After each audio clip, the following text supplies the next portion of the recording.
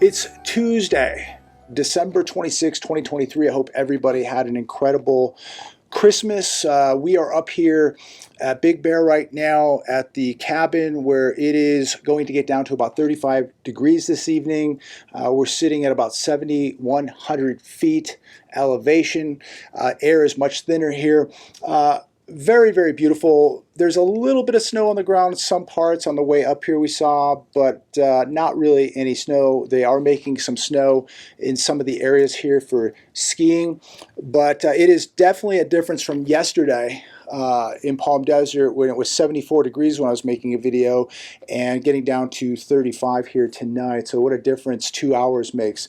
But a couple observations I want to make really quick, and I know this video is going up a little late.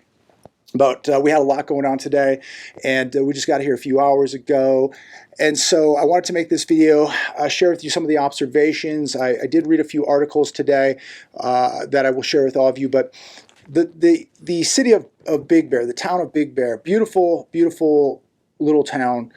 It was very, very busy this evening. A lot of people at the restaurants, a lot of traffic. And you would think by looking at it that everything is doing well. Now, I looked at the occupancy rate here that you can go online and check it out. The occupancy rate right now is 29%. I looked at the VRBO and Airbnb short-term rentals, 74% vacancy right now. So to the naked eye, you would come up here and say, wow, look at the downtown. It's packed. People are at the bars or at the restaurants. But most of these people will be going home tonight, 9, 10, 11 o'clock, and back to work tomorrow.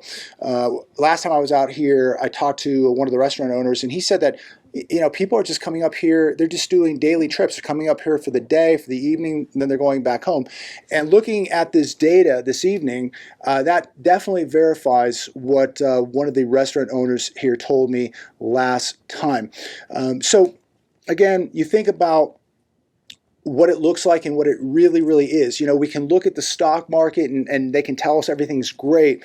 But underneath, when you look at the foundation of this economy, it is absolutely crumbling. I mean, credit card debt over $1 trillion, and it is skyrocketing. And think about how many more people now are going to be in debt today because of the amount of money they spent on plastic over the holidays. So I thought that was pretty interesting. Again, beautiful town, the weather, beautiful.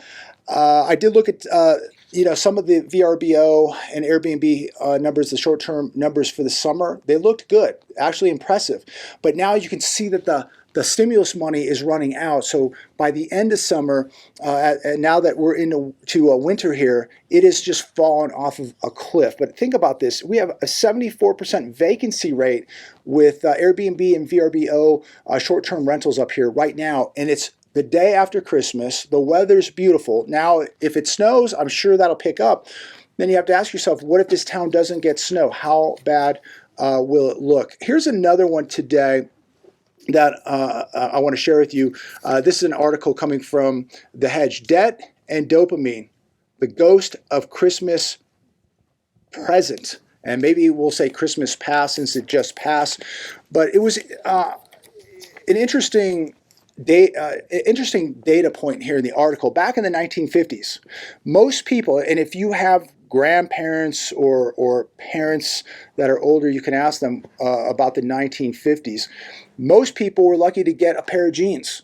And if you were really lucky, you got a sweater with your pair of jeans. And people got what they needed. Now people, they don't even know what they need because most people literally have everything. And so we're watching a time in history, which has been going on for quite a while, for decades, where people are spending more for Christmas than maybe their mother made back in the day an entire year. I mean, if you're an older person, you're definitely spending more probably on Christmas than what your mother made back, in the day. So very interesting. Back in 1950, holiday spending totaled $40.2 billion. Now that does not factor in inflation and population growth, but think about where we're at right now, the amount of money that is being spent. I don't have the latest number, but it is a lot more than $40 billion. Back then, people didn't have credit cards.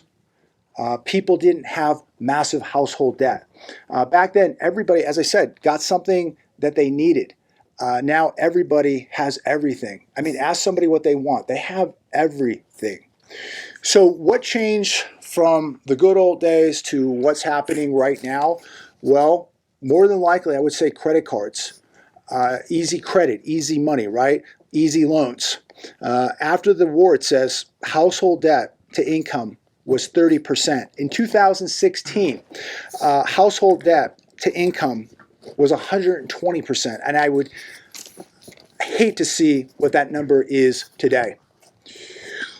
America is witnessing a spending obsession. People cannot control themselves.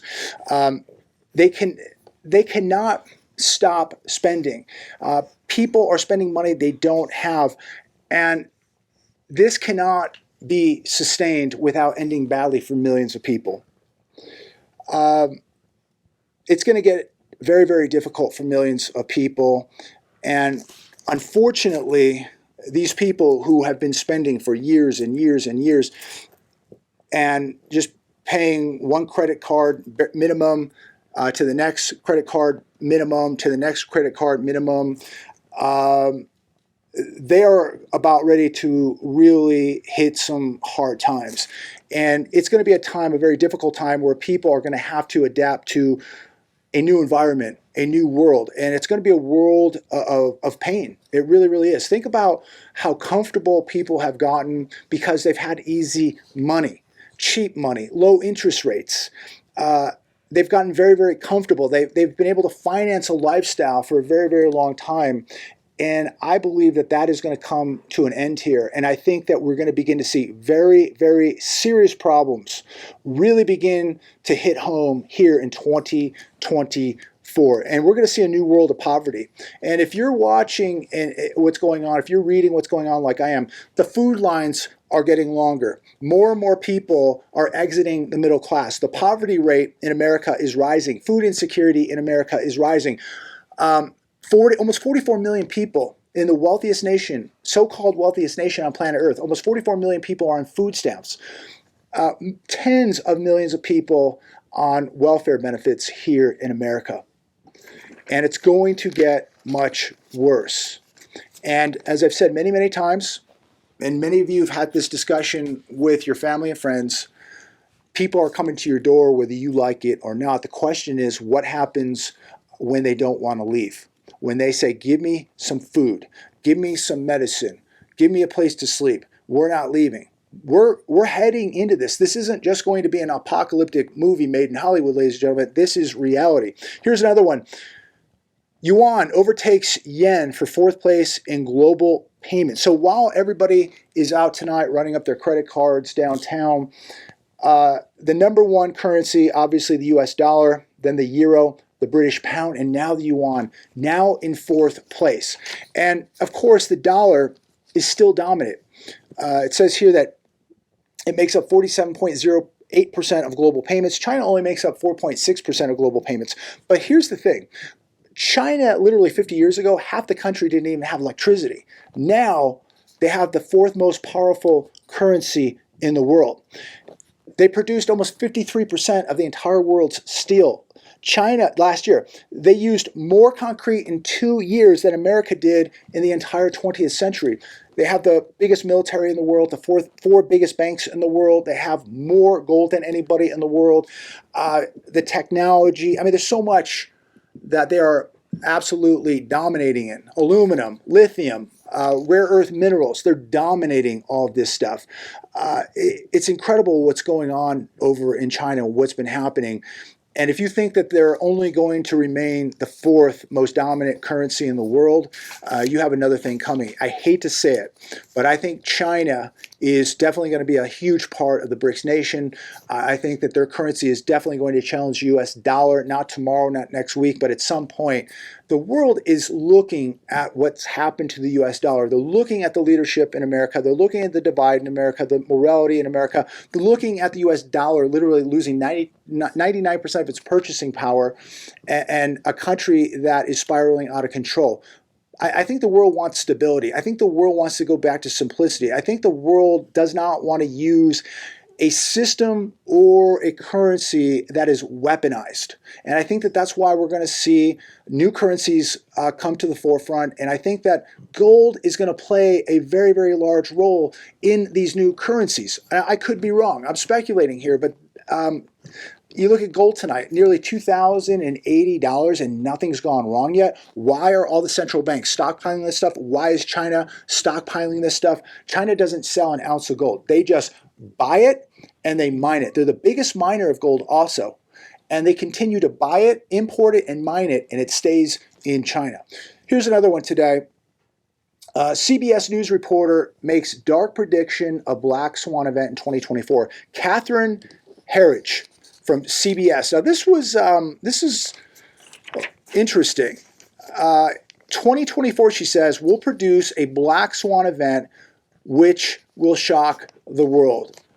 Shock the world. That is a big event. She said the U.S. may have a national security event with high impact.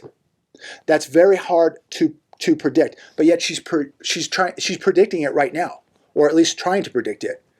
So, shock the world, national security event. This is coming from a reporter from CBS. Does she know something? Does she know something? Comment down below. What do you think? Is it possible? I think it's very possible that we see a very big event take place this coming year. Maybe more than one. But I think it's very possible. What do you think? Is it possible that in 2024 we are going to see a large event that not just shocks America, shocks the world? You think about where we're at right now. If this does happen, it's going to happen to a country like the U.S. that is severely divided, extremely fragile, and a country that is bankrupt, and a country that is not prepared in the least to deal with a world event. I mean, you take a look at some of these smaller events that take place, and, you know, it's like 200 police cars, 100 police here, you know, 200 police cars there, for an event that is serious. But what are they going to do when we have a real serious event, like a national event or a world event? And they can't, I mean, unfortunately, watching the news, most police today cannot handle even minor problems. And I'm not blaming the police for that.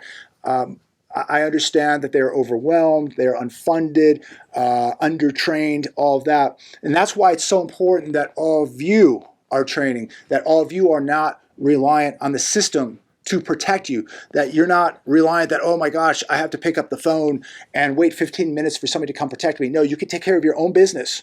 You are your own central bank, you are your own security. And when you're reading things like this, if you're talking about a world event or a national event, there is no police coming to your house. You better accept that right now. You need to come to the realization of that right now. So you better be training. You better be working on your security. Next to God, security is your number one asset. And so, Catherine Herridge from CBS News, does she know something?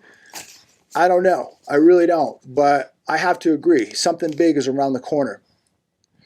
I'm going to wrap it up with this last article coming from The Hedge. Christmas Eve in lawless California as youth riot in streets. Now, this was Christmas Eve in beautiful downtown Oakland, California. You would think that kids would be at home waiting for Santa Claus, or spending time with their relatives or their mom and dad or their families, having a Christmas dinner, opening presents, singing Christmas carols, watching Frosty the Snowman, whatever. No, they're out late at night on the streets of downtown Oakland, running around just with mayhem. Kids jumping on cars, kicking in windshields, kicking in hoods, lighting cars on fire, laughing, and just destroying property. I mean, could you imagine a group of people just jumping on your car and lighting it on fire? Maybe you have to go to work tomorrow. Maybe you have to go to work that night. And now you can't go to work. And now you're going to have to, hopefully you have insurance, and you're going to have to wait, for insurance to pay for your car.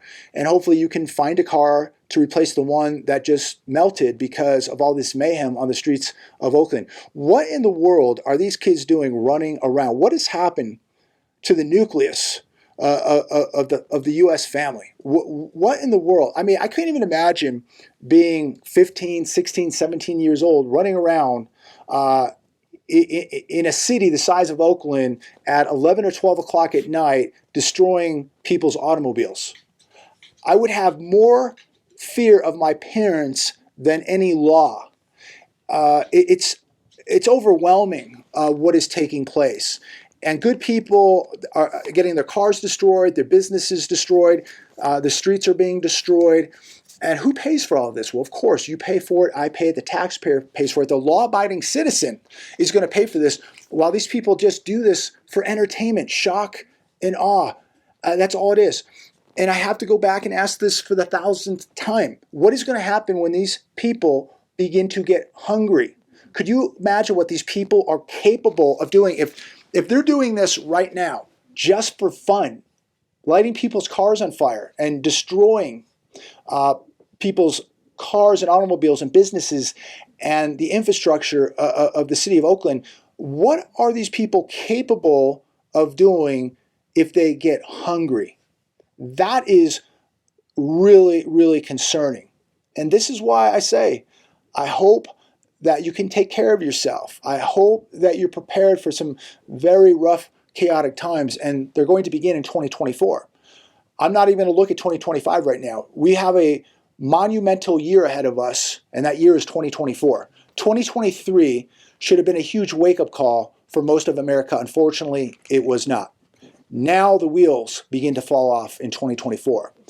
And the people who have been training, preparing, who have been absorbing knowledge, who have been getting out of the system as much as they can, these are the people who have put the odds in their favor. The rest of America, good luck and God bless.